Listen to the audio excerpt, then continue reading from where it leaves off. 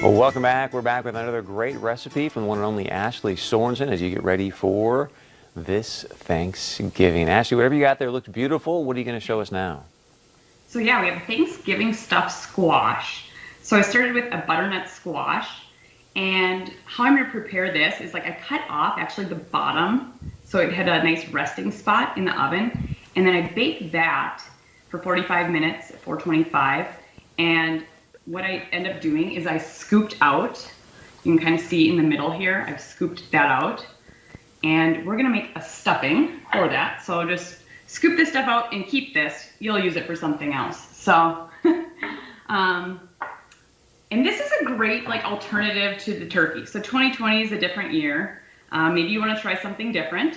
This is a great time to do so, like you had said earlier. And this is a meatless one. And I made this actually a couple of years ago for my family, and I ate it as my main meal, and everyone else had it as a side dish. So whether you want to make this as a main meal or a side dish, there's options there.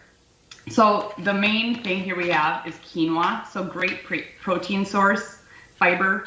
So we're gonna cook that up first, and then once we have that, you can cook the quinoa at the same time. You guys got the recipe there.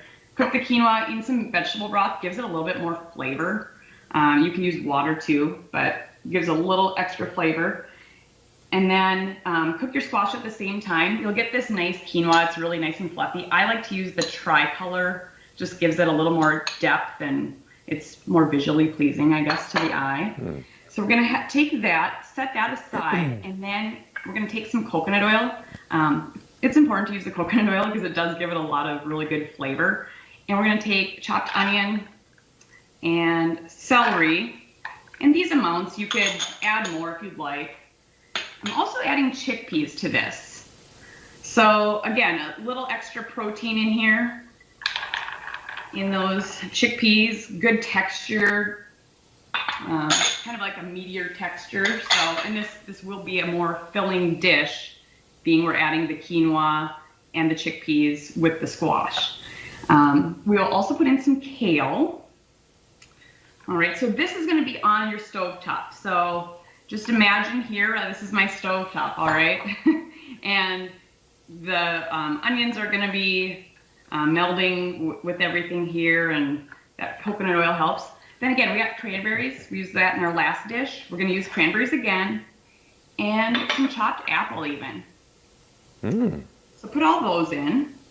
I know it's like a Thanksgiving meal all in one. And then a little bit of oregano and some salt and pepper. So I like to use that pink Himalayan sea salt. So I'm just gonna put that in here, and I'm gonna stir all that up, let it cook for probably 7 to 9 minutes. And then, magic of TV, we have ready for us our nice mixture. So this, it smells really good. Wish you could smell it. So we have our nice mixture here. You can see how the kale has really cooked down and wilted. And then we're just going to put that right into this squash. It's kind of like a boat, I guess. And this recipe actually makes enough that you could make 2 butternut squash. You could also use any kind. So you could use a acorn squash. Those are really pretty. You could do that. And then also sometimes what I like to do is on top of this, I will add some walnuts, chopped nuts, and then maybe even some dried cranberries. But I just went the all natural sugar way this time and did the real deal cranberries. So, and I do really like cranberries, but even if you don't, you won't. It's just a little bit of sweet and tartness. So there you can see, we got I could add some little parsley on top too if you wanted.